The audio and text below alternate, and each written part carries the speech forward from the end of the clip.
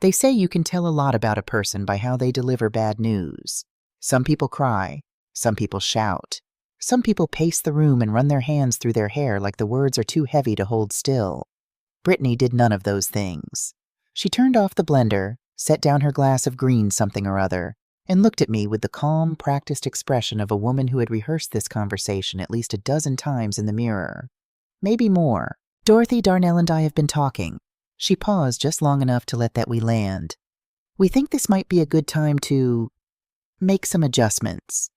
I was sitting at the kitchen table, Roosevelt's table, the one he built from white oak in the summer of 1988, sanding it smooth over 3 weekends while I stood in the yard watching and pretending not to watch.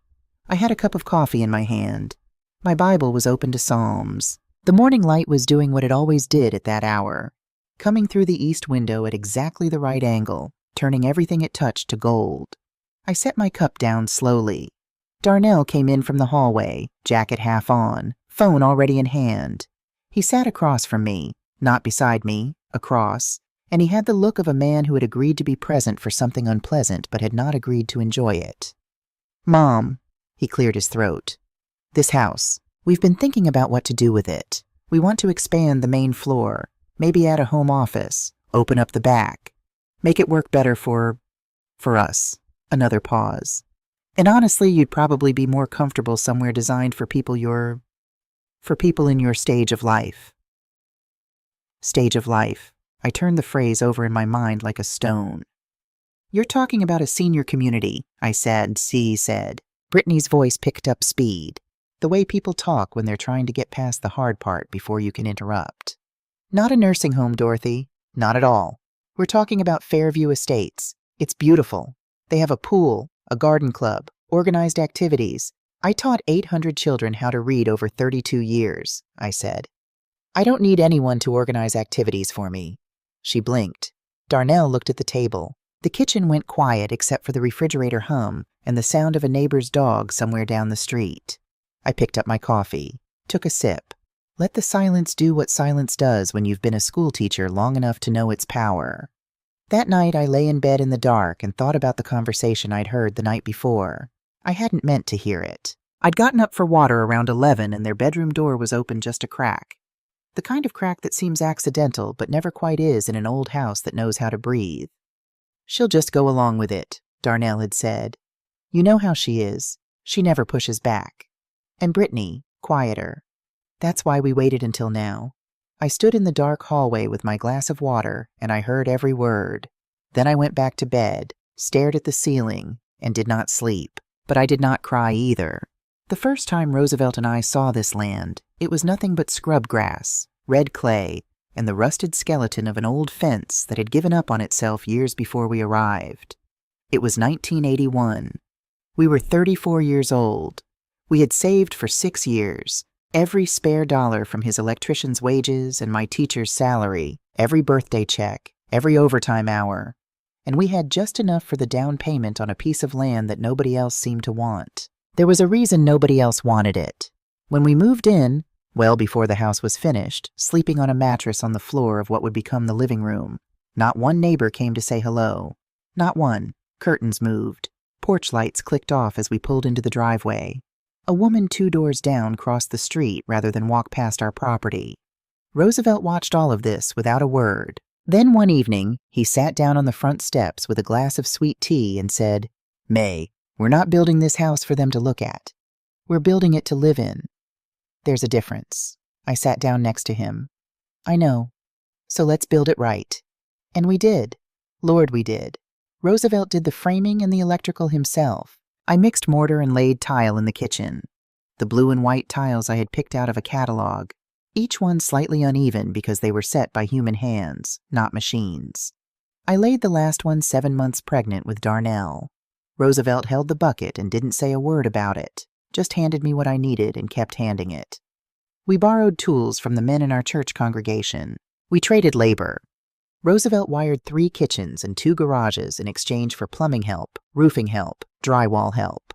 On Saturday nights, I cooked for whoever had worked that week. Big pans of cornbread, pots of red beans, sweet potato pie. The house rose up out of that clay soil the way things rise when people put everything they have into them. Darnell was born 2 years after we broke ground. His first crib sat in the unfinished hallway because the nursery wasn't done yet, and he fell asleep every night to the sound of Roosevelt sanding, hammering, building. I don't think he remembers any of that. Or maybe he does, and it's easier not to. We paid off the mortgage in 2009, 1 year before Roosevelt got sick. He signed the final paperwork at the kitchen table, the same oak table he had built by hand, and he held the paid-in-full notice up in the light and said, "Nobody can touch this now, May. This is yours." 6 months later, he was in a hospital bed signing different papers. His hand shook, but his signature was clear. The house went into my name alone. Every document, every deed, every record. Roosevelt had made sure of that years before anyone knew he was sick. He had always been this kind of man who thought 3 steps ahead and never made a fuss about it.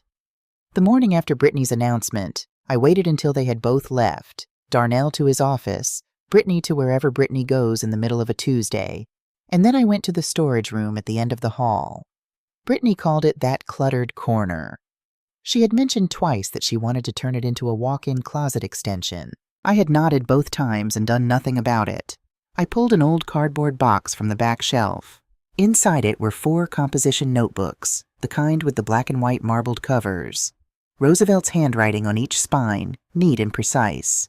Household, 1998 to 2002. Household in 2003 to 2007. Household, 2008 to 2012.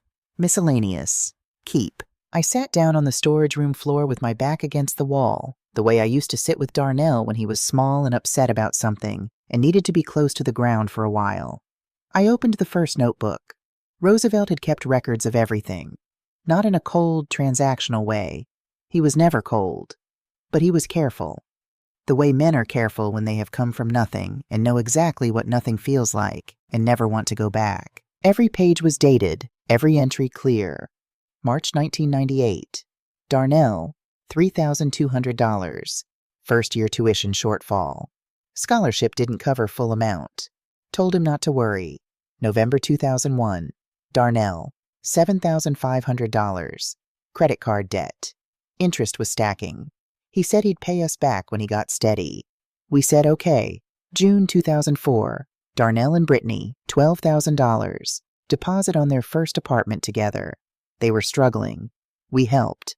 February 2008. Darnell, $18,000. Business in trouble. His small landscaping company.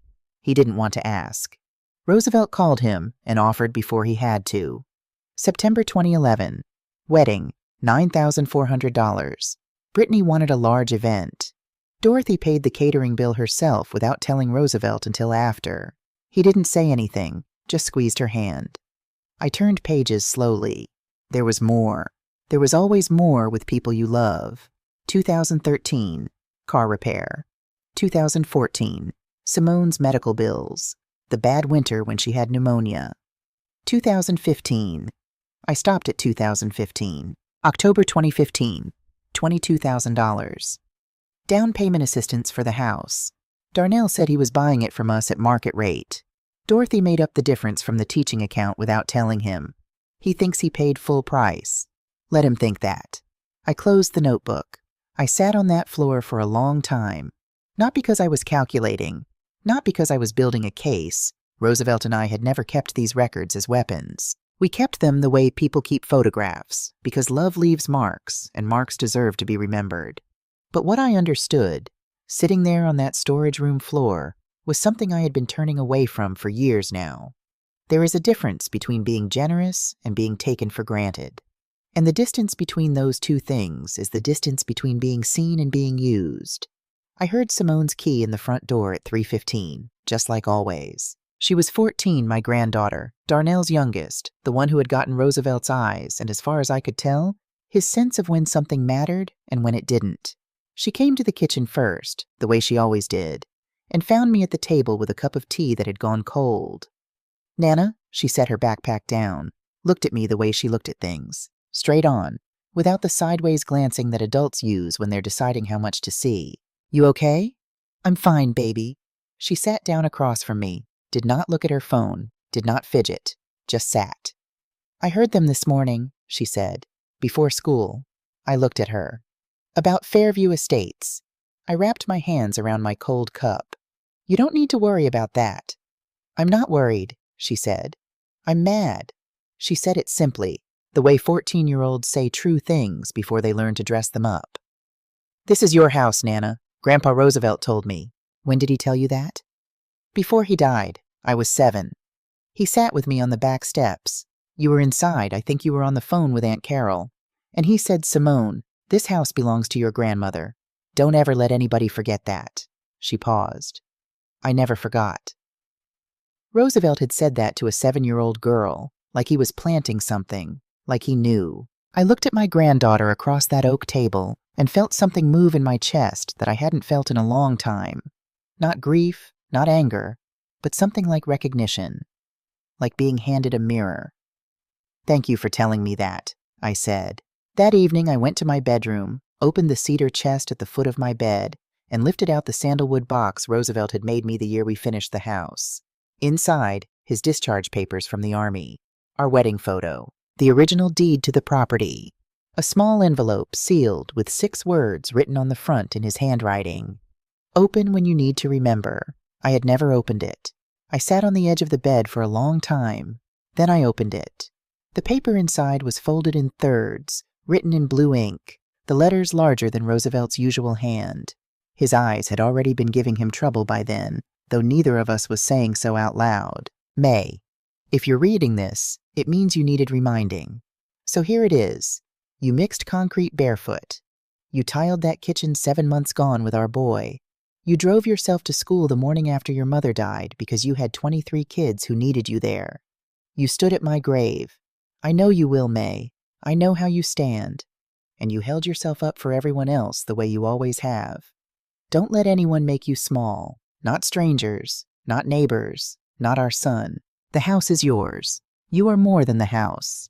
Don't you forget either one. Roosevelt. I folded the letter, placed it back in the sandalwood box, sat very still in the quiet of my room, listening to the house breathe around me the way old houses do, the tick of the walls, the small settling sounds, the particular silence of a place that has held 40 years of living. Then I picked up my phone and found the name I was looking for. Gloria Tanner and I had been friends since 1979, the year we both started teaching Sunday school at New Hope Baptist.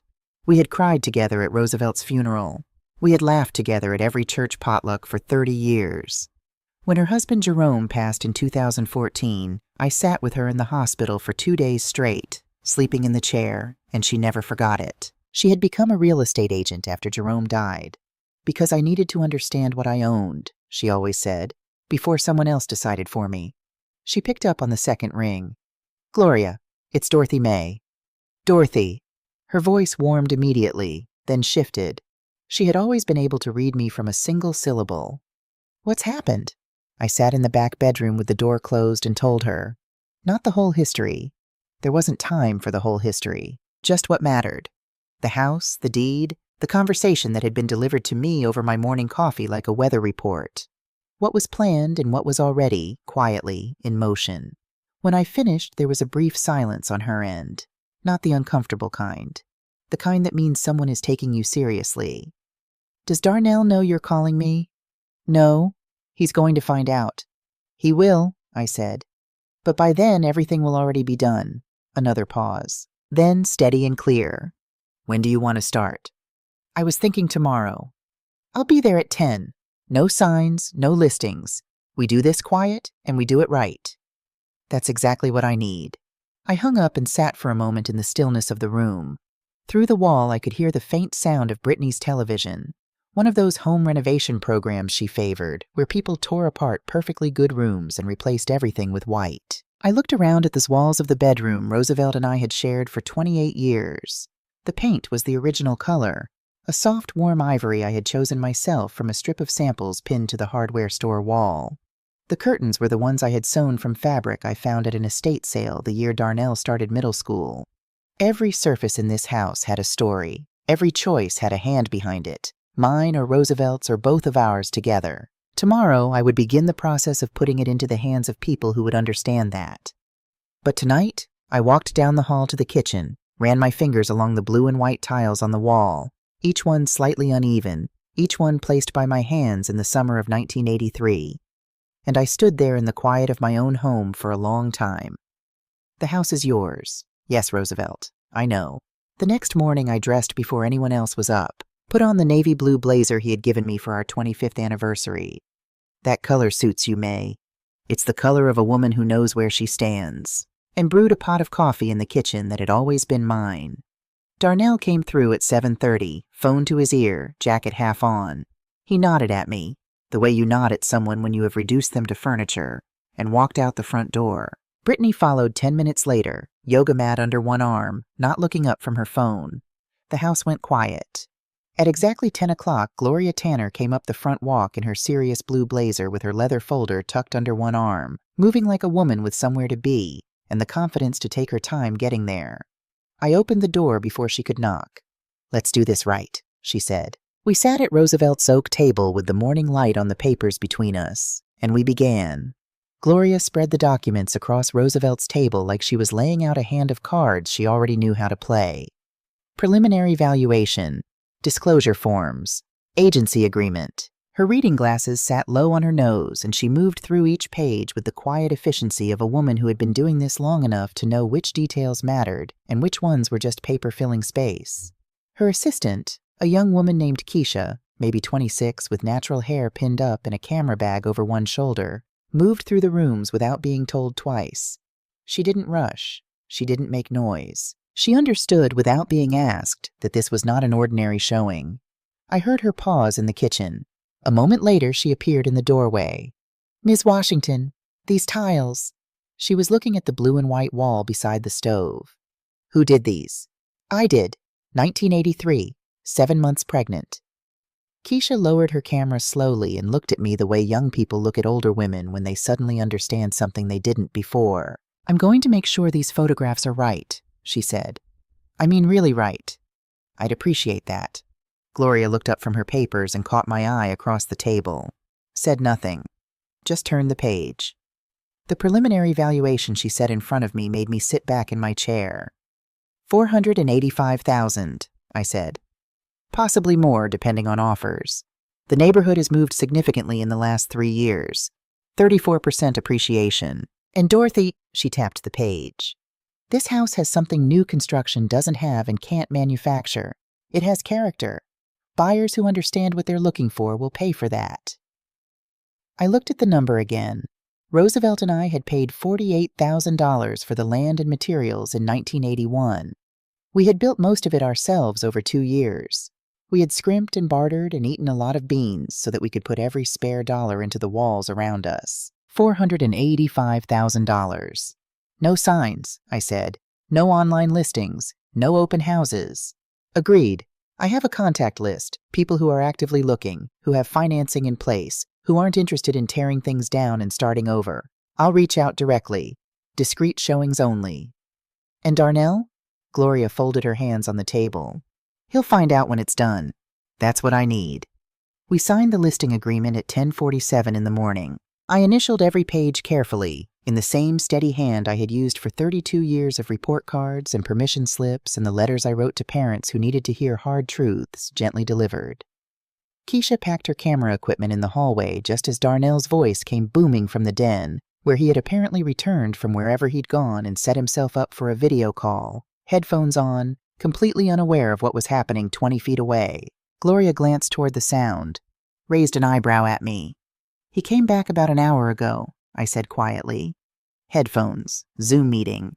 He won't surface for another 2 hours at least. She allowed herself a small smile. Convenient. Providence, I said. After Gloria and Keisha left, I stood at the front window and watched the car pull away from the curb. The street was quiet. A woman walked past with a stroller.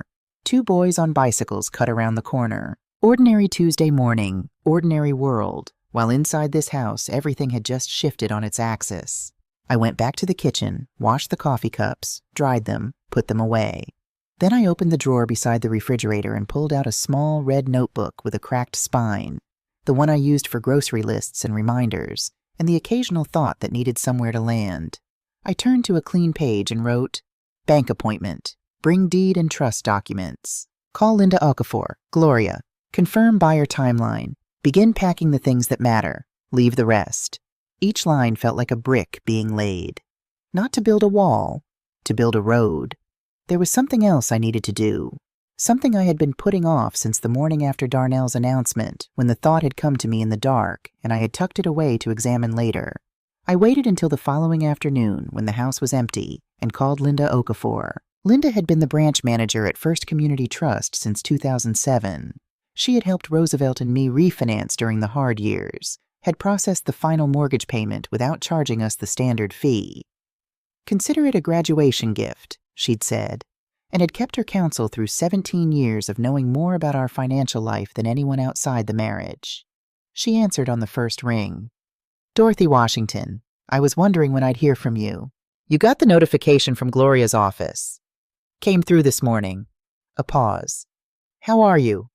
I'm clear, I said, which is different from fine, but better. It is, she agreed. What do you need?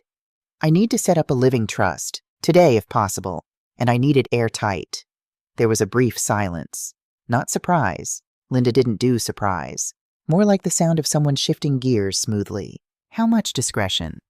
Enough that no one can get curious without my explicit authorization.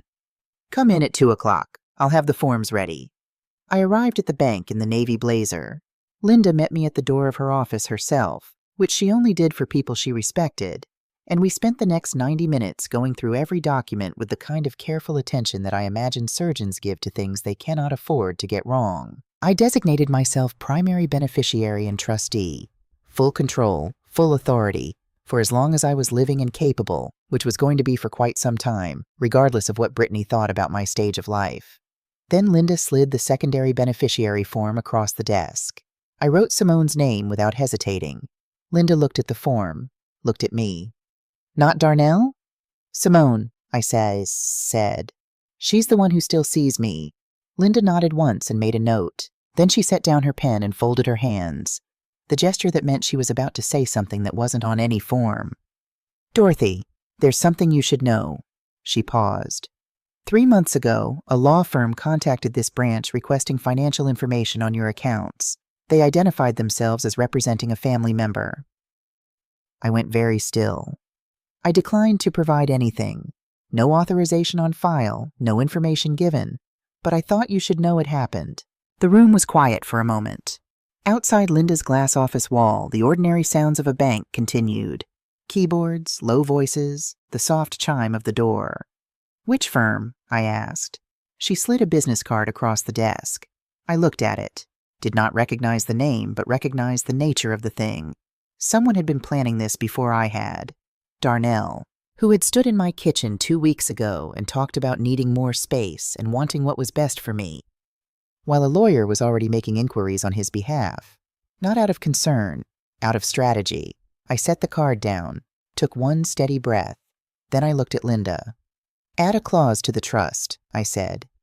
If there is any legal challenge from any family member, any attempt to contest or dispute, the full value transfers automatically to an educational scholarship fund, named for Roosevelt Washington, to be administered through Jefferson Elementary, where I taught. Linda looked at me for a long moment. That's a significant deterrent. That's the point. She picked up her pen. I'll have the revised language ready for your signature by end of day. On the way out, I stopped in the parking lot and stood beside my car for a moment in the afternoon sun. The air smelled like cut grass and a little like rain coming. I thought about Darnell in that lawyer's office, mapping out contingencies, arranging pieces on a board. I thought about Brittany researching Fairview Estates, printing brochures, building a case. They had been so certain I would go quietly. They had spent years learning that lesson from me, because I had spent years teaching it by example, making things easier, smoothing things over, stepping back so others could step forward. I had thought that was love, and part of it was, but somewhere along the way, love had curdled into expectation, and expectation into entitlement, and now my son was consulting attorneys about my assets while I was still living in the house I had built with my bare hands. I got in the car, drove home, made dinner as usual, roasted chicken, green beans, rice, set 3 places at the table. Nobody said thank you. Nobody said much of anything. I washed the dishes after and went to bed early. The Holloways came on a Thursday. Gloria had called the night before. I have a couple I think you should meet. Late 50s, both recently retired. He was a history teacher for 30 years. She was a nurse. They're not looking for an investment. They're looking for a home. Bring them, I said. I made banana bread that morning. Not to impress. I was long past performing for people. But because the smell of it baking meant something to me, and I wanted whoever walked through that door to understand immediately what kind of place this was. Raymond Holloway was 61, with silver at his temples, and the unhurried manner of a man who had spent decades in classrooms and learned the value of not rushing toward conclusions. Cynthia Holloway was 58, brown-skinned, with kind eyes and the particular stillness of someone who had worked night shifts in hospital wards and knew how to be present in a room without filling it up unnecessarily. They did not walk through the house the way most buyers walk through houses, opening closets, measuring walls with their eyes, calculating renovations. They moved through it the way you move through a place you're trying to understand. Raymond stopped in the living room and looked up at the ceiling, then down at the floor.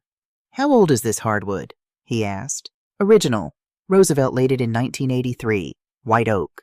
He crouched down and ran a hand along the grain, the way you'd touch something that had earned its age. "Old wood is better," he said, almost to himself. "It knows how to stand." Cynthia had drifted to the kitchen. I found her standing at the east window looking out at the yard, one hand resting on the sill. "The morning light in here," she said quietly. 7:30, every day. I've sat at that table for 30 years watching it come in. She turned and looked at me. Really looked. The way nurses do, the way teachers do, the way people look when they've spent their working lives learning to see past what people show on the surface.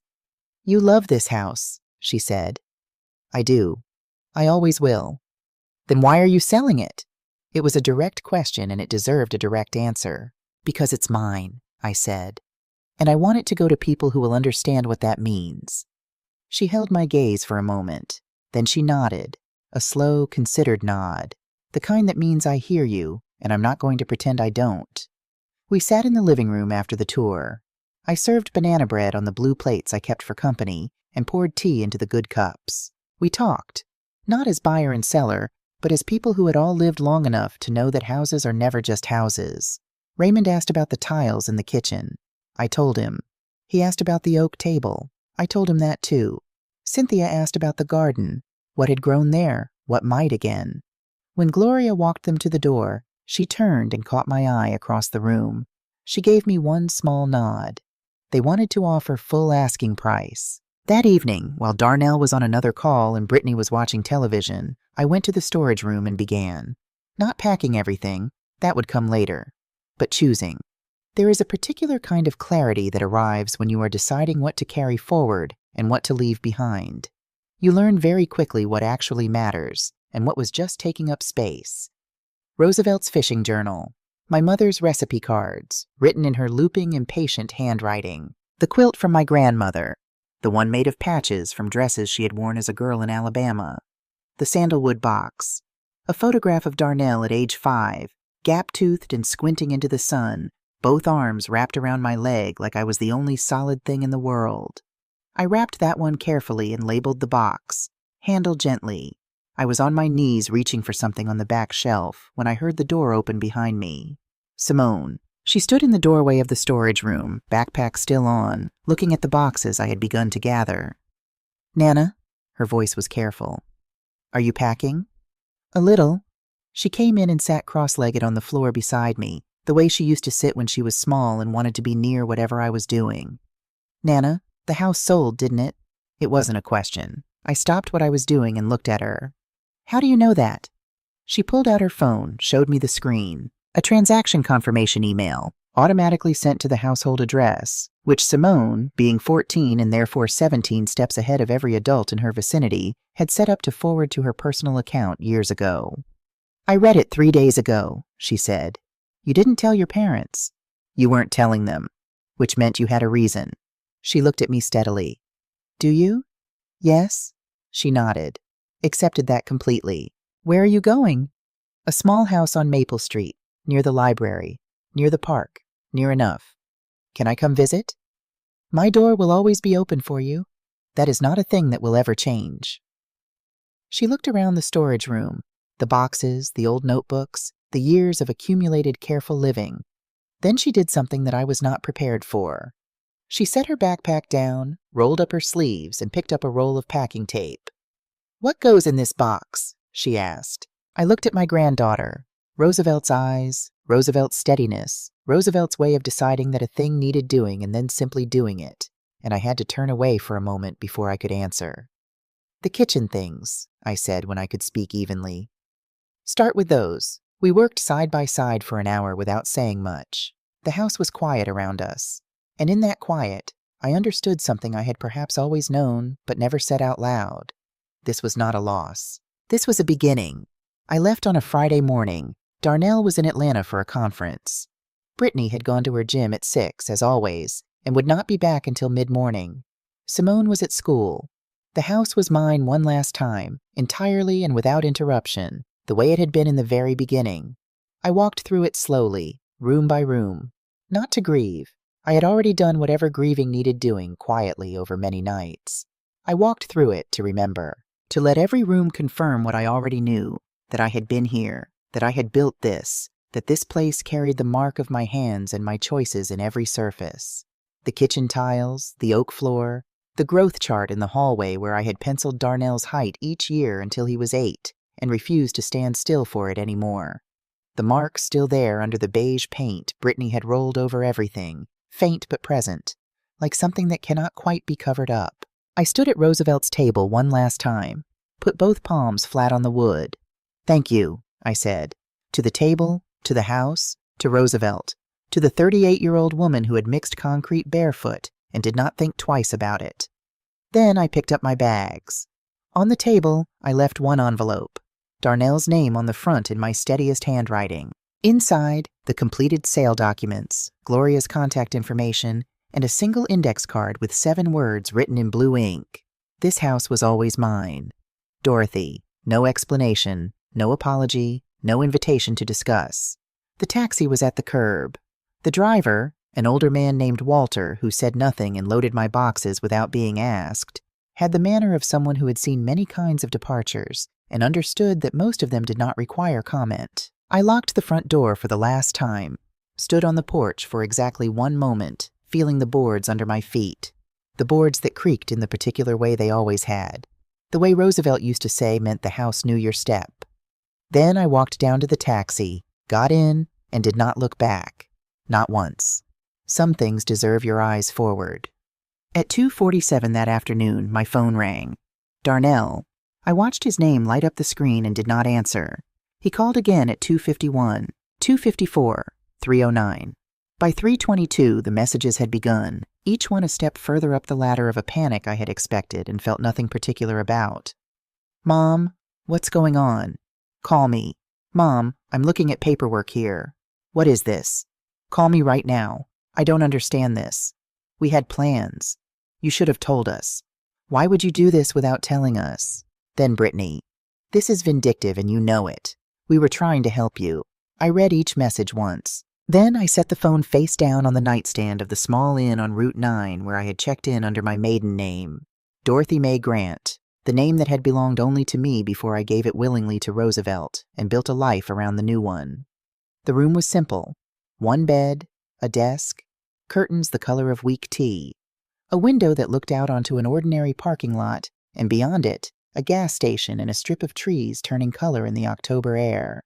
I unpacked nothing. Just set my suitcase in the corner, placed my Bible on the nightstand beside the phone, and sat on the edge of the bed in the quiet. The first night, I slept 9 hours straight.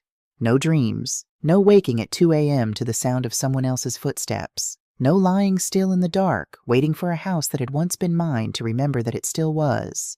Just sleep, deep and clean and entirely my own. The cottage on Maple Street was smaller than I remembered. The first time I had seen it was 15 years ago. On a Sunday afternoon drive Roosevelt and I used to take when the weather was good, and neither of us had anywhere particular to be. We had slowed down in front of it without meaning to. A small cream-colored bungalow set back from the street behind a row of old boxwoods, 1 story, a covered porch with a swing that needed painting, A side yard with a dogwood tree that was doing exactly what dogwood trees do in October, which is turn a color that has no proper name but sits somewhere between copper and fire. Roosevelt had said, "Now that's a house that knows what it is." I had agreed. We had driven on. Life had continued. Now I stood on that same porch with 2 suitcases and 3 boxes, and the woman who owned it, Margaret, a retired pediatric nurse with white hair and reading glasses pushed up on her forehead, handed me a key on a plain silver ring and said, "Take all the time you need settling in. This place has been waiting for the right person." I didn't know exactly what she meant, but I chose to receive it as something true. The kitchen faced east. The morning light came in at 7:30. Margaret had told me that when we first spoke on the phone, and I had written it down in my red notebook the way I used to write down things my students said when they surprised me, carefully, so I wouldn't lose it. The first morning I woke before 6, made coffee in an unfamiliar kitchen with my own familiar hands, and carried the cup to the chair I had placed by the east window the night before. I sat. I waited. At 7:28, the light began. By 7:30 it was fully there. That particular gold, that specific angle, warming the floor tiles and the edge of the table and the side of my face the way light does when it has found exactly where it belongs. I sat in it for a long time without moving. Roosevelt would have said something about it. Something quiet and precise that would have made me laugh and also made me feel like the most seen person in any room. He had that gift of making ordinary moments feel like they had been specifically arranged for your benefit. I lifted my coffee cup toward the light. "I found it," I said. Darnell called 7 times the first day, 8 times the second. On the third day, the calls slowed to 3, and the messages shifted in tone. Less frantic, more careful, the way a person's voice changes when the panic has burned through, and what's left is something rawer and less certain of itself. "Mom." I went by the house. "Raymond and Cynthia seem like good people. I don't understand why you didn't tell me. Please call me back." I read the message twice, put the phone down, made myself a proper breakfast, eggs, toast, half a grapefruit, and ate it at my table in my kitchen in my light. I was not punishing him with the silence. I want to be clear about that, at least to myself. I was not sitting in that cottage savoring his discomfort the way you savor a thing you have been waiting a long time for. That was not what this was. What this was rest. For the first time in years, possibly the first time since Roosevelt died, and I had made the mistake of trying to fold myself into the shape of someone else's household, I was not managing anyone's feelings but my own. I was not reading the temperature of a room before I entered it. I was not adjusting my volume, my schedule, my appetite, my presence to accommodate the preferences of people who had long since stopped accommodating mine. I was simply living, and that took some getting used to. On the 4th day, Linda Okafor called. "The funds cleared this morning," she said. "Everything has been recorded. The trust is fully established." I was standing in the side yard at the time, looking at the dogwood tree. Up close, the color was even better than I remembered. That copper fire mixture, with light coming through the leaves from behind. "And Simone's designation?" I asked. "Everything exactly as we discussed. Ironclad." A pause. "Dorothy, there's something else." "Go ahead." "Darnell's attorney contacted our office yesterday, making inquiries about potential grounds for contesting the sale." Her voice was steady and professional, but I heard the care beneath it. "I want you to know that I referred them immediately to your attorney and provided nothing." I looked at the dogwood. A leaf came loose and turned slowly on its way down. "They won't find grounds," I said. "They won't. You were in full legal capacity, the transaction was clean, and the documentation is airtight. But I wanted you to hear it from me directly." "Thank you, Linda. There's one more thing. The trust document, the clause regarding challenges." "Yes. His attorney has seen it. Gloria's office forwarded the relevant section as a matter of disclosure." A brief silence. "We haven't heard from them since." I smiled at the dogwood tree. Roosevelt had always said that the best defense was the kind that didn't require you to raise your voice. "Good," I said.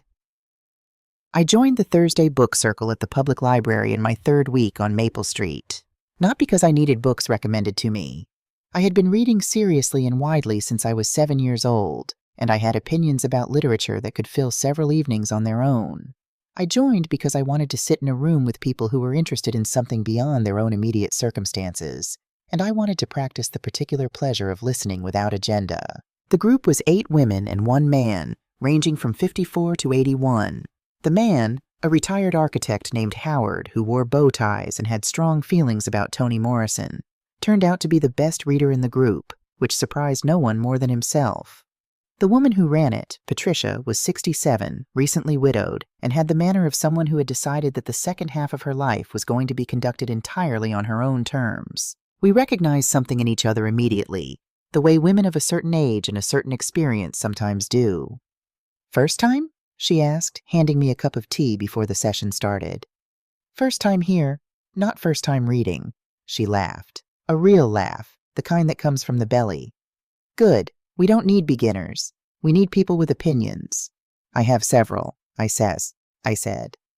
"Perfect. Sit next to me." I did, and I went back the following Thursday, and the one after that. It came in the mail on a Tuesday, 3 weeks after I had settled into the cottage. A padded envelope, the return address, the offices of New Hope Baptist Church, Pastor Elwood Freeman. Inside, a note in his handwriting on church stationery. "Dorothy, Roosevelt gave me this to hold for you in January 2010, 1 month before he passed. He told me, 'Give it to her when you know she needs it most.' I have been holding it for 14 years. I believe this is the moment. Pastor Freeman." Beneath the note was an envelope, old, slightly yellowed at the edges, sealed. Roosevelt's handwriting on the front. "For May, when the time is right." I took it to the porch, sat in the swing. The October air was cool and smelled of wood smoke from somewhere down the street. I held the envelope in both hands for a moment. Then I opened it. 4 pages, written in blue ink, the letters larger than Roosevelt's usual careful script. His eyes had been failing him by then, though he had not said so, and I had not pushed, and we had carried that particular unspoken thing between us the way long marriages carry things, carefully, with both hands. It was not a love letter. Or rather, it was not only a love letter, it was a record. He had written down everything, every financial decision, every reason, every choice made over 40 years that he had never fully explained because he had not wanted to burden me with his worrying. Why the house was in my name only.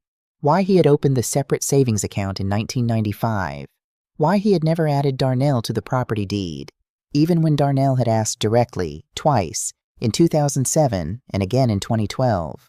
I told him it was complicated. It wasn't complicated. I just knew. A father knows his child the way you know a house you built yourself. Every strength, every weakness, every place where the load might be too much someday. I love our son, but I did not trust him with your security. That is not a judgment. It is just the truth, and you deserve the truth. I kept your name on everything because you are the one I trusted completely. Not because Darnell is bad, because you are unshakable. There is a difference. May, I have watched you your whole life, or the part of it I was lucky enough to share, and I want you to know that I have never once seen you do anything small, even when you thought you were, even when no one was watching. There was nothing small about the way you lived. If someone is trying to make you feel small right now, I need you to remember, they are working against 40 years of evidence. The house is yours. You are more than the house. I love you. I am proud of you. I am not worried about you. Roosevelt, I sat on that porch swing in the October afternoon for a very long time. A neighbor walked by with a dog. Waved. I waved back. The swing moved slightly in the breeze. Eventually, quietly, privately, with no one to see and no reason to perform anything for anyone, I cried. Not the kind of tears that come from grief or self-pity. The kind that come when you have been carrying something heavy for a long time and someone reaches out and takes half the weight, even from across 14 years and whatever comes after death, and you feel the difference in your body before you feel it anywhere else. I cried until I was done.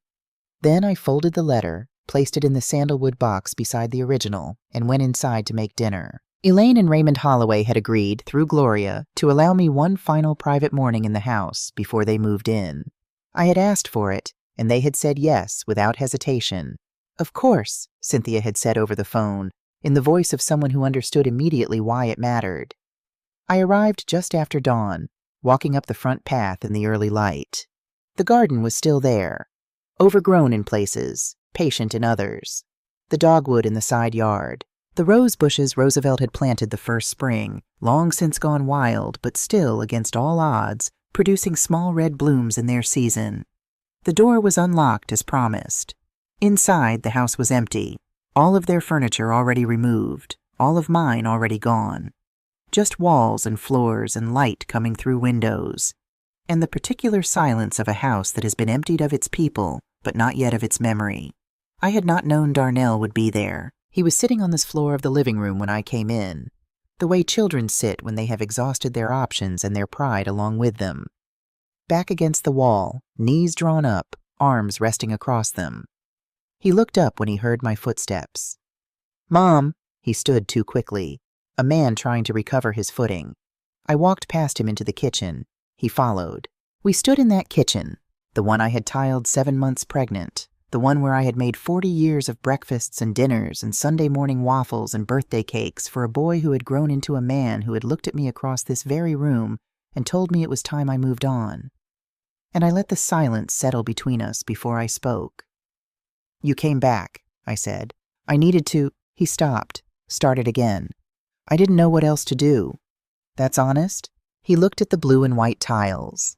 At the place where Roosevelt's table had stood for 37 years, now marked only by 4 faint impressions in the oak floor.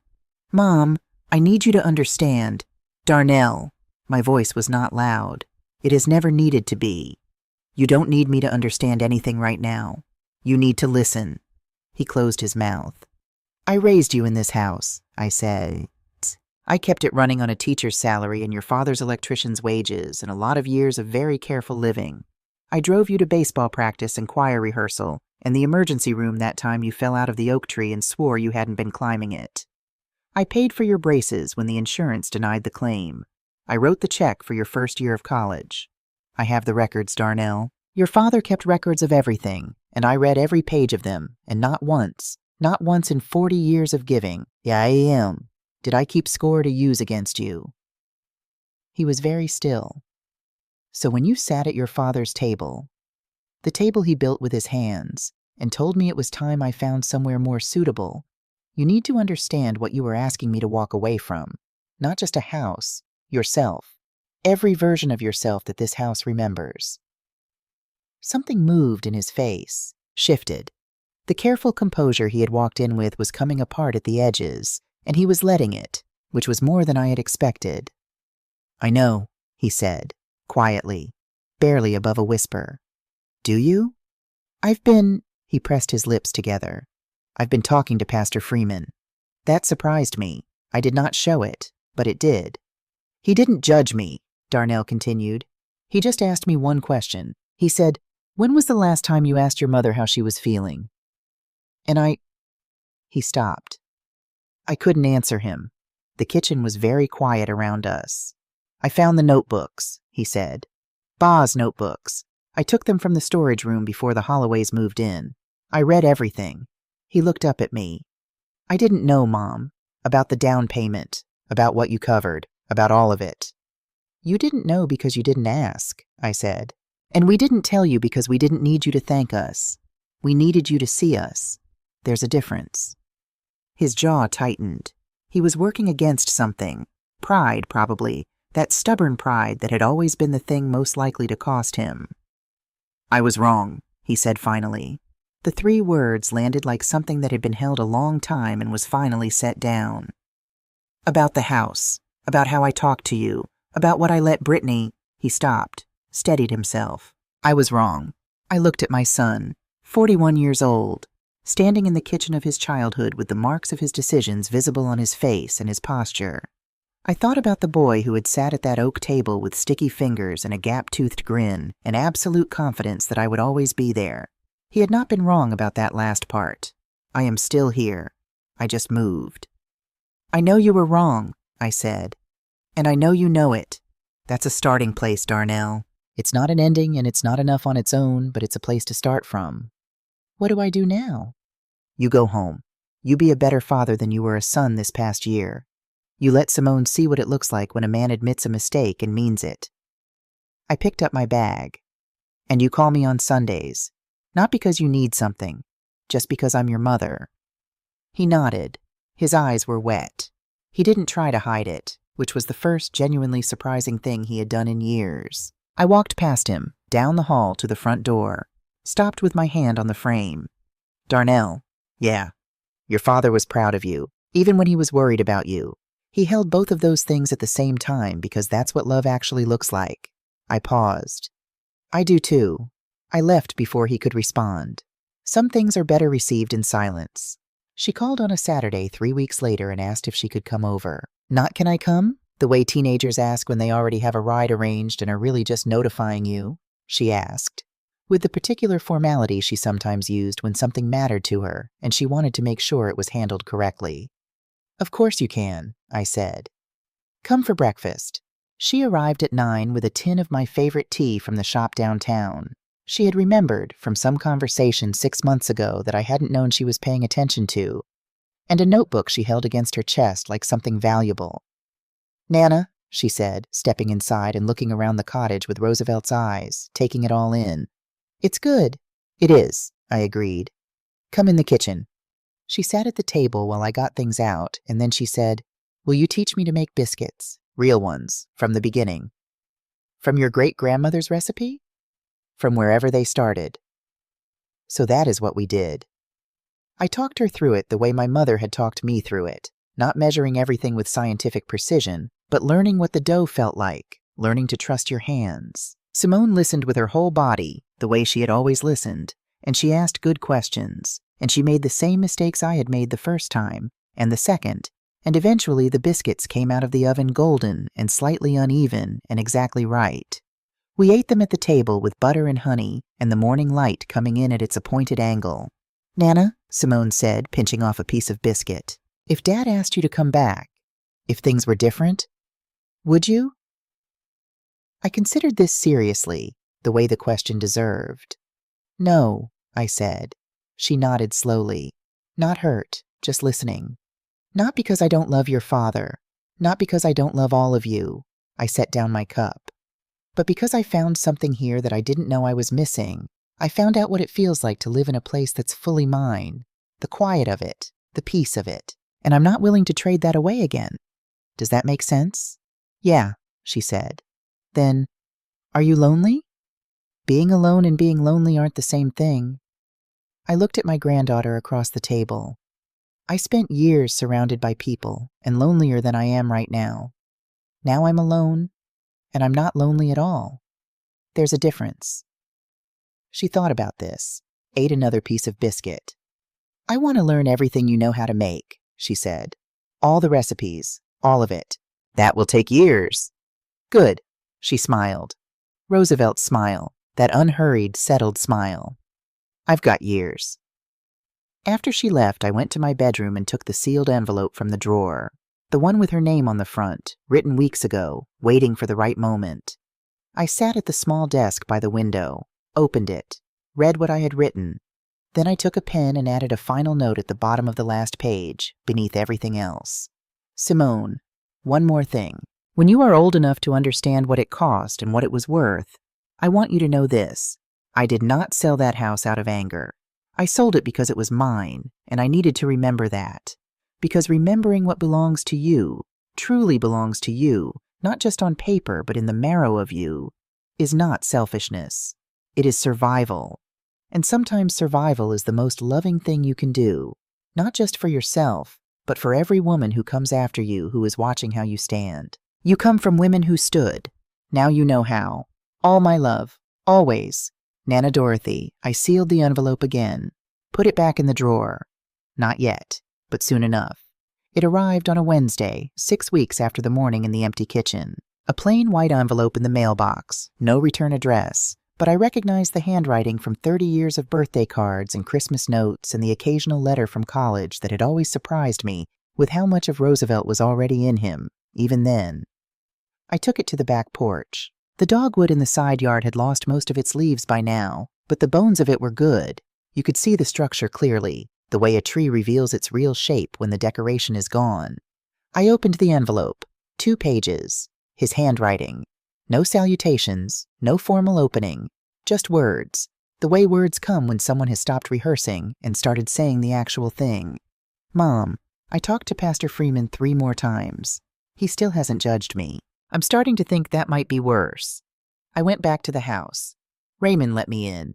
He showed me around like it was already theirs, which it is, and he wasn't unkind about it. He told me that you had asked them not to change the kitchen tiles. He said you called them a signature. I stood in that kitchen and looked at those tiles for a long time. I remember watching you lay those.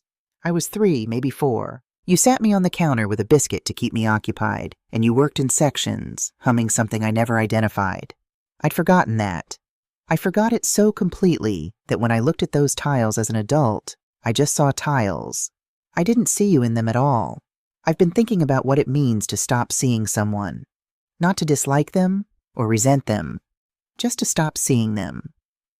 To look directly at a person and see only what's useful or inconvenient about their presence. I did that to you. I don't have a good reason for it. I'm not going to construct one. I found out about the legal inquiry. My attorney told me because I asked him directly. He confirmed that he had made inquiries about your assets 3 months before the conversation about Fairview, before any of it. Brittany had asked him to look into it. I didn't know. That's not an excuse. I should have known. I should have asked. I should have been paying attention to what was happening in my own house. I've told him to close everything. There's nothing to contest, and I wouldn't contest it if there were. I don't know how to make up for what the last few years have been. Maybe I can't make it up. Maybe that's not the right framework. Maybe what I can do is just be different going forward and let that speak for itself over time. Simone told me you taught her to make biscuits. She made them last Sunday. They were good. She was proud. I'd like to come by sometime if you'd allow it. Not to ask for anything. Not to relitigate what happened. Just to sit at your table and drink your coffee and be your son. If that's too much, I understand. I'll wait. Love, Darnell.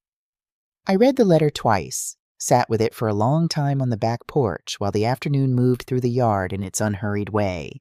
He had found out about the attorney. He had confronted it directly rather than burying it. He had not tried to explain it away. That was something. That was more than something. I thought about Roosevelt's letter. I did not trust him with your security. That is not a judgment. It is just the truth. And I thought about what it might mean that the man Roosevelt had written those words about had, at 41 years old, with everything stripped away, sat down and found his way to honesty. People surprised you.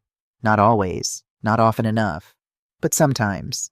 I went inside, made tea, sat at my kitchen table in my kitchen in my light, and thought for a while. Then I picked up the phone. It rang twice before he answered. His voice careful, cautious, like a man who had learned recently that caution was warranted. Mom? Sunday, I said. Dad. Come at 9. I'll make breakfast. A silence. Then very quietly. Yeah, okay. I'll be there. Darnell. Yeah. Bring Simone. I heard something release in the sound he made then. Not quite a word. Something underneath words. The sound of a person setting something down that they have been carrying too long. We'll be there, he said. I hung up. Sat quietly for a moment in the kitchen that was entirely mine. Then I got up, opened the recipe box, and began pulling out the cards I would need. 6 months on Maple Street. The dogwood has come back into bud.